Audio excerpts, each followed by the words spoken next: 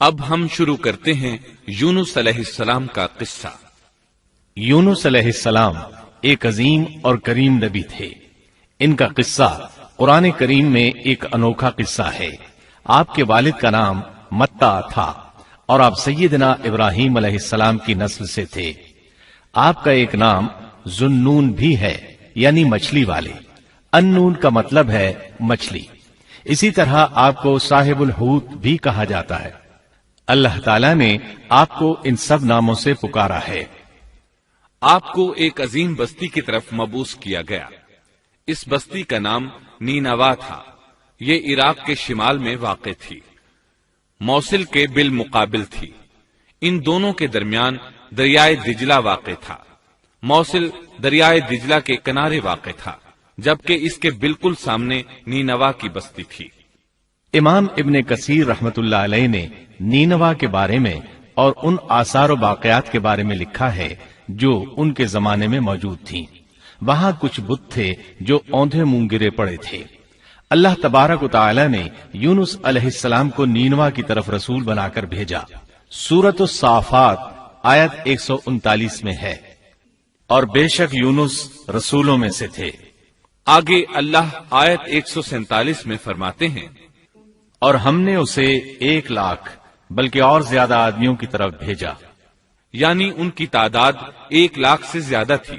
رہا یہ سوال کہ لاکھ سے کتنے زیادہ تھے، اکثر علماء کرام نے وضاحت کی ہے کہ وہ 1,00,000 سے قریباً 20,000 زیادہ تھے۔ اس طرح بستی والوں کی تعداد 1,20,000 تھی، اور یہ سب کے سب کفر پر تھے۔ یونس علیہ السلام انہیں سال ہر سال دعوت دیتے رہے، لیکن وہ اپنے کفر ہی پر ڈٹے رہے۔ پھر انہوں نے سیدنا یونس علیہ السلام پر ظلم و جبر شروع کر دیا، انہیں دھمکیاں دی، مصائب و آلام سے دوچار کیا۔ مطلب یہ کہ جس طرح دوسرے انبیاء کرام کے ساتھ کیا گیا، ان کے ساتھ بھی وہی سلوک ہوا۔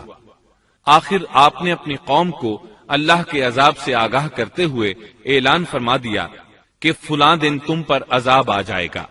پھر خود غصے کی حالت میں اس بستی سے نکل گئے، جبکہ اللہ تعالیٰ نے انہیں متعین دن کی مہلت دینے کی اجازت تو دی تھی، لیکن اس بستی سے نکل جانے کا حکم نہیں دیا تھا۔ جب آپ نے انہیں یہ مہلت سنائی تو خود غصے کی حالت میں بستی سے نکل گئے۔ سورہ انبیاء آیت 87 میں اللہ تعالیٰ فرماتے ہیں، مچھلی والے کو یاد کرو جبکہ وہ غصے سے چل دیا اور خیال کیا کہ ہم اسے نہ پکڑ سکیں گے۔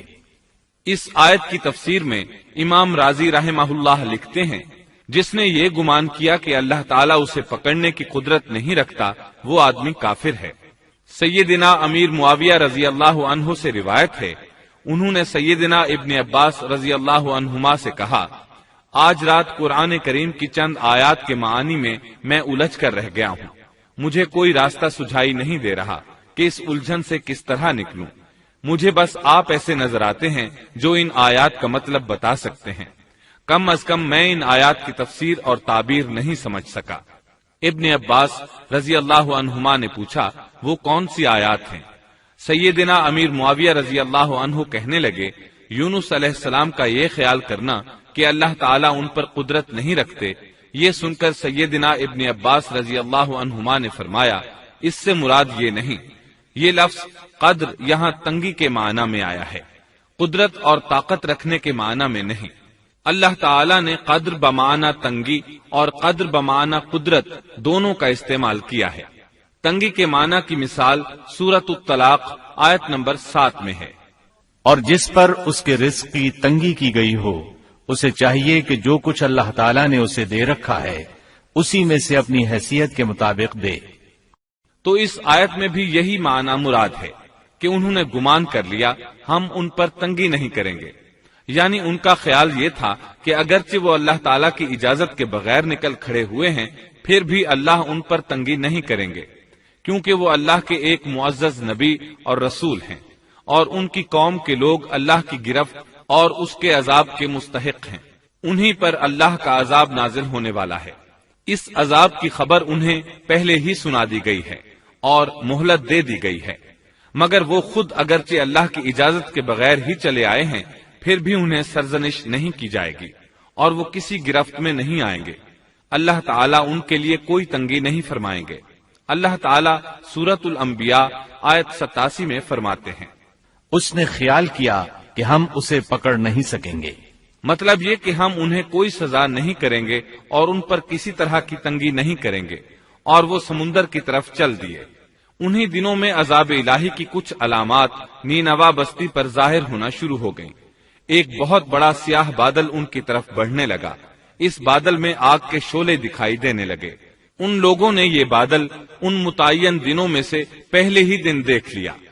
اس کو دیکھتے ہی وہ سمجھ گئے کہ جس طرح سیدنا یونس علیہ السلام نے انہیں آگاہ کیا تھا، یہ عذاب ان پر نازل ہو کر رہے گا، اور جو عذاب سیدنا لوط علیہ السلام کی قوم پر آیا تھا وہ اس کے بارے میں بھی اچھی طرح جانتے تھے۔ وہ بستی ان کی بستی کے قریب ہی تھی، اس لیے وہ ڈر گئے۔ ان کے سردار جمع ہوئے اور کہنے لگے، جیسے تم سے پہلے لوگوں پر عذاب اترا کرتے تھے، تم پر بھی یہ نازل ہو کر رہے گا، جلدی کرو، سب جمع ہو جاؤ۔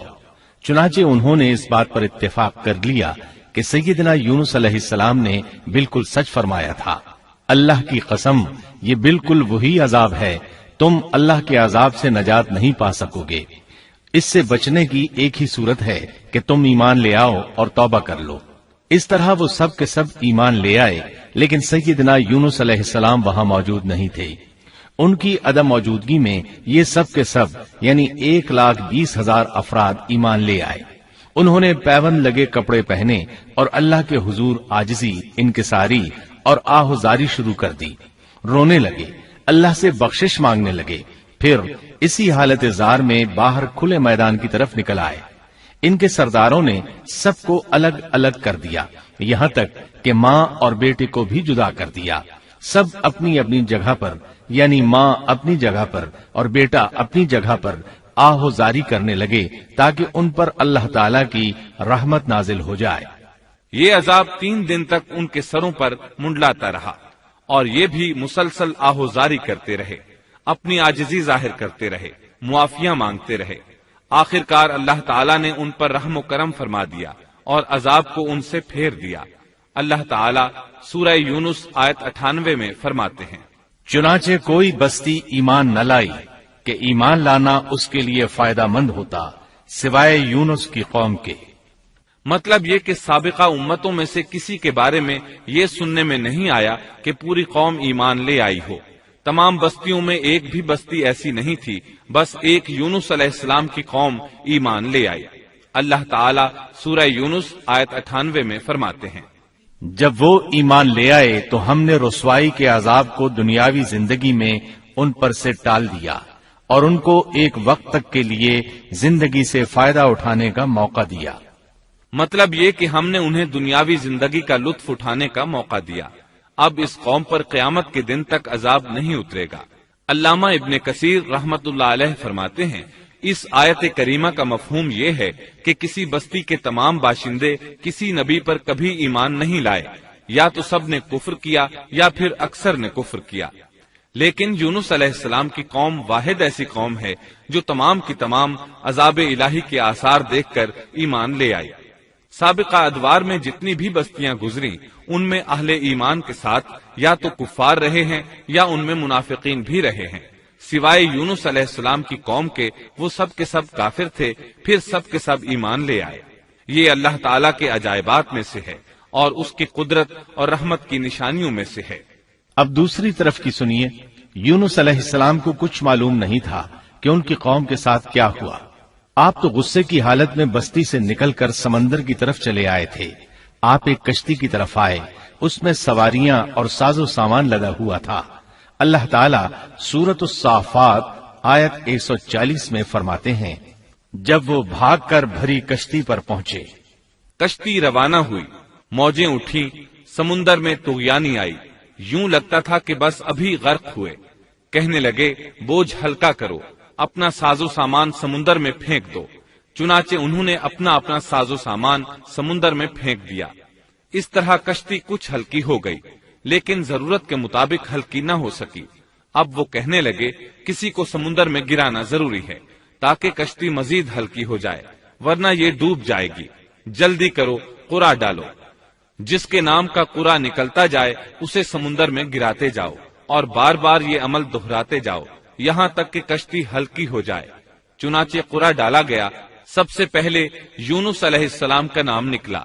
سب کہنے لگے نہیں، یہ تو ایسے نہیں ہیں، ان کے چہرے پر تو سجدوں کے نشانات ہیں، انہیں رہنے دو، پھر قرا ڈالو۔ چنانچہ پھر قرا ڈالا گیا، پھر انہی کا نام نکلا۔ سب نے تعجب کیا۔ تیسری مرتبہ پھر قرا ڈالا گیا، اس بار پھر یونس علیہ السلام ہی کا نام نکلا۔ اللہ تعالیٰ سورۃ الصافات آیت 141 میں فرماتے ہیں، پھر قرآن اندازی ہوئی تو یہ مغلوب ہو گئے۔ ہر بار انہی کا نام نکلا۔ آخر کار ان لوگوں نے انہیں پکڑ کر سمندر میں گرا دیا۔ تو پھر انہیں مچھلی نے نگل لیا۔ حوت بڑی مچھلی کو کہتے ہیں۔ اللہ تعالیٰ نے حوت کو القاء فرمایا، انہیں کھانا نہیں، نہ ان کے جسم کو کوئی گزند پہنچے۔ یہ اس مچھلی کو اللہ تعالیٰ کے احکامات تھے۔ اللہ تعالیٰ سورۃ الصافات آیت 142 میں فرماتے ہیں، تو پھر انہیں مچھلی نے نگل لیا اور وہ خود اپنے آپ کو ملامت کرنے لگے۔ یعنی وہ سمجھ گئے کہ بار بار جو ان کا نام قرآن اندازی میں نکلتا رہا ہے تو وہی مقصود ہیں، چنانچہ خود کو ملامت کرنے لگے، اور یہ ملامت توبہ کی ابتدا ہے کہ انسان خود کو ملامت کرتا ہے۔ اب یونس علیہ السلام مچھلی کے پیٹ میں تھے۔ اللہ کی قدرت، آپ مچھلی کے پیٹ میں 3 دن تک رہے، بعض روایات میں 7 دن اور زیادہ سے زیادہ مدت 40 روز آئی ہے۔ آپ نے مچھلی کے پیٹ میں اللہ تعالیٰ کو پکارا۔ اللہ سورۃ الانبیاء آیت 87 میں فرماتے ہیں، آخر کار وہ اندھیروں کے اندر سے پکار اٹھے۔ علماء نے یہاں 3 اندھیروں کا ذکر کیا ہے، مچھلی کے پیٹ کا اندھیرا، سمندر کا اندھیرا اور رات کا اندھیرا۔ گویا ان پر یہ سارے اندھیرے اکٹھے ہو گئے تھے۔ اللہ سورۃ الصافات آیت 143 اور 144 میں فرماتے ہیں، پس اگر یہ پاکی بیان کرنے والوں میں سے نہ ہوتے تو لوگوں کے اٹھائے جانے کے دن تک اس کے پیٹ ہی میں رہتے۔ مطلب یہ کہ اگر آپ اللہ تبارک و تعالی کی تسبیح نہ بیان کرتے تو مچھلی کے پیٹ ہی میں رہتے۔ آپ نے دعا نہیں مانگی بلکہ اللہ عز و جل کی تسبیح بیان کی۔ روایات میں یوں بھی آتا ہے کہ جب مچھلی آپ کو سمندر کی اتھاہ گہرائی میں لے گئی تو آپ وہاں آبی مخلوقات کی تسبیحات کی آوازیں سننے لگے۔ گویا اللہ تعالیٰ نے انہیں القاء فرمایا کہ آپ بھی تسبیح کریں۔ اللہ سورۃ الانبیاء آیت 87 میں فرماتے ہیں، بالآخر وہ اندھیروں کے اندر سے پکار اٹھا کہ الہی تیرے سوا کوئی معبود نہیں، تو پاک ہے، بے شک میں ظالموں میں ہو گیا۔ چنانچہ یونس علیہ السلام نے اس تسبیح کے الفاظ کو یوں ادا فرمایا۔ امام احمد، امام ترمذی، امام نسائی اور دیگر ائمہ رحمہم اللہ نے یہ حدیث نقل کی ہے کہ یونس علیہ السلام کی وہ دعا جو انہوں نے مچھلی کے پیٹ میں مانگی تھی وہ یہی ہے۔ جو بھی مسلمان یہ دعا اپنی کسی حاجت میں مانگے گا، اللہ تعالیٰ اس کی دعا ضرور قبول فرمائے گا۔ یہ دعائے مستجاب ہے، مقبول دعاؤں میں سے ہے۔ اسی دعا کے بعد اللہ تعالیٰ نے یونس علیہ السلام کو اس پریشانی سے نجات عطا فرمائی۔ اللہ سورۃ الانبیاء آیت 88 میں فرماتے ہیں، تو ہم نے اس کی پکار سن لی اور اسے غم سے نجات دے دی، اور ہم ایمان والوں کو اسی طرح بچا لیا کرتے ہیں۔ ایک صحابی نے نبی کریم صلی اللہ علیہ وسلم سے پوچھا، اے اللہ کے رسول صلی اللہ علیہ وسلم، یونس علیہ السلام نے جو دعا مچھلی کے پیٹ میں مانگی، کیا وہ صرف انہی کے لیے تھی یا ان کے بعد اہل ایمان کے لیے بھی ہے؟ تو آپ نے فرمایا، یہ دعا یونس علیہ السلام کے لیے خاص تھی اور سب اہل ایمان کے لیے عام ہے۔ کیا تم نے اللہ تعالیٰ کا یہ فرمان نہیں سنا؟ اور ہم ایمان والوں کو اسی طرح بچا لیا کرتے ہیں۔ جو بھی اس دعا کو پڑھے گا اللہ اسے رنج و غم سے نجات دیں گے۔ ایک قول کے مطابق تقریباً 40 روز آپ کی شب و روز یہی دعا رہی۔ اس مدت کے ختم ہونے پر اللہ تعالیٰ نے آپ کی دعا کو قبولیت بخشی۔ مچھلی ساحل پر پہنچی، انہیں کنارے پر ڈالا اور واپس چلی گئی۔ اس بات کو اللہ تعالیٰ نے سورۃ الصافات آیت 145 میں یوں بیان فرمایا ہے، بس اسے ہم نے چٹیل میدان میں ڈال دیا اور وہ اس وقت بیمار تھے۔ آپ وہاں اسی طرح لیٹے رہے۔ پھر اللہ کی قدرت سے آپ کے قریب ایک بیلدار درخت اگا جیسا کہ سورۃ الصافات آیت 146 میں ہے۔ اور اس پر سایہ کرنے والا ایک بیلدار درخت ہم نے اگا دیا۔ اس کدو کے درخت کے متعلق مورخین کا کہنا ہے کہ اللہ تعالیٰ نے اس درخت کا انتخاب اس لیے فرمایا تھا کہ اس درخت کے پتے چوڑے ہوتے ہیں، ان کے سائے میں انہیں ڈھانپ دیا گیا تاکہ ہوا سے اذیت نہ پہنچے، اس لیے کہ ان کے جسم سے جلد اتر گئی تھی۔ پھر اس درخت سے خوشکن خوشبو بھی آتی تھی، اس خوشبو نے انہیں فرحت بخشی۔ پھر کدو کی خوشبو میں ایک خصوصیت یہ تھی کہ حشرات الارض کو دور رکھتی ہے۔ اللہ تعالیٰ نے انہی خصوصیات کی وجہ سے اس بیلدار درخت کا انتخاب فرمایا تھا تاکہ آپ ہر طرح کی تکلیف سے محفوظ رہیں۔ یہ ہے اللہ کی قدرت، سبحان اللہ۔ اسی طرح مفسرین یہ بھی کہتے ہیں کہ اللہ تعالیٰ نے ان کے پاس ایک پہاڑی بکری بھیج دی، وہ آپ کے قریب آتی اور آپ کے سر کے اوپر اپنی ٹانگیں پھیلائے کھڑی ہو جاتی، اس طرح اس کے تھن آپ کے منہ میں چلے آتے اور آپ ان سے خواہش کے مطابق دودھ پیتے۔ یہ تھا آپ کا کھانا اور پینا۔ رفتہ رفتہ آپ کی حالت بہتر ہو گئی، توانا اور تندرست ہو گئے، پھر آپ اٹھنے کے قابل ہو گئے، اور یہ سب اللہ تعالیٰ کی مہربانی سے ہوا۔ جب آپ کی صحت لوٹ آئی تو اللہ تعالیٰ نے آپ کو پھر آپ کی قوم کی طرف بھیجا، جیسا کہ سورۃ الصافات آیت 148 میں ہے، اور ہم نے اسے 1,00,000 بلکہ اور زیادہ آدمیوں کی طرف بھیجا، پس وہ ایمان لے آئے اور ہم نے انہیں ایک زمانے تک عیش و عشرت دی۔ وہ سب کے سب آپ پر ایمان لے آئے تھے۔ اللہ تعالیٰ نے اس قصے کے ذریعے نبی کریم صلی اللہ علیہ وسلم کو اشارہ فرمایا ہے کہ دعوت دیتے ہوئے اکتانا نہیں۔ اللہ سورۃ القلم آیت 48 میں فرماتے ہیں، اور مچھلی والے کی طرح نہ ہو جائیے۔ ان لوگوں کو دعوت حق دیتے رہیے، دیکھیے وہ سال ہر سال دعوت دیتے رہے لیکن اکتائے نہیں، ان سے مایوس نہیں ہوئے۔ ان کی پوری بستی میں سے ایک بھی ان پر ایمان نہیں لایا تھا، لیکن جب ان سے مایوس ہو گئے تو انہیں اللہ کے عذاب سے آگاہ کر دیا اور منہ پھیر کر چل دیے تو وہ سب کے سب ایمان لے آئے۔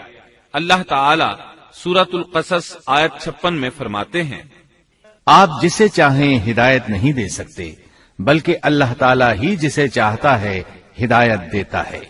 اس قصے میں بہت بڑا سبق ہے کہ کسی بھی حالت میں اللہ کی رحمت سے مایوس نہیں ہونا چاہیے اور نہ ہدایت کے معاملے میں اپنی ذات پر بھروسہ کرنا چاہیے۔ ہدایت تو بس صرف اللہ تعالیٰ ہی کی طرف سے ہے، آپ کے ذمے تو پیغام حق پہنچا دینا ہے۔ اللہ سبحانہ و تعالیٰ کے ذمے ہدایت سے نوازنا ہے۔ اللہ تعالیٰ نے انہیں پاک صاف بنا دیا، انہیں چن لیا۔ اللہ خود ہی سورۃ القلم آیت 50 میں وضاحت فرماتے ہیں، اسے اس کے رب نے پھر نوازا اور اسے نیک لوگوں میں کر دیا۔ امام مسلم نے ایک حدیث روایت کی ہے کہ نبی کریم صلی اللہ علیہ وسلم نے فرمایا، تم میں سے کوئی شخص ہرگز یہ نہ کہے کہ میں یعنی محمد یونس بن متا سے بہتر ہوں، یعنی یوں نہ کہے کہ میں سیدنا یونس علیہ السلام سے افضل ہوں، وہ اس طرح کہ وہ تو اپنی قوم کے ایمان لانے سے مایوس ہو گئے تھے اور میں مایوس نہیں ہوں، اس طرح بالکل نہ کہے، کیونکہ بالآخر اللہ تعالیٰ نے آپ کو چن لیا اور برگزیدہ بنا لیا اور صالحین میں داخل کر لیا۔ اس واقعے میں نبی کریم صلی اللہ علیہ وسلم کو جو ہدایت دی گئی ہے اس کا ذکر سورۃ القلم آیت 41 میں آتا ہے، پس تو اپنے رب کے حکم کا صبر سے انتظار کر اور مچھلی والے کی طرح نہ ہو جا۔ مطلب یہ کہ یونس علیہ السلام کی مانند نہ ہو جائیے جو اپنی قوم کے ایمان لانے سے مایوس ہو گئے تھے۔ یقیناً دین کی دعوت اور حق کے پرچار میں یہ بہت عظیم سبق ہے کہ داعی اللہ کو کبھی مایوس نہیں ہونا چاہیے۔ یونس علیہ السلام کا قصہ ختم ہوا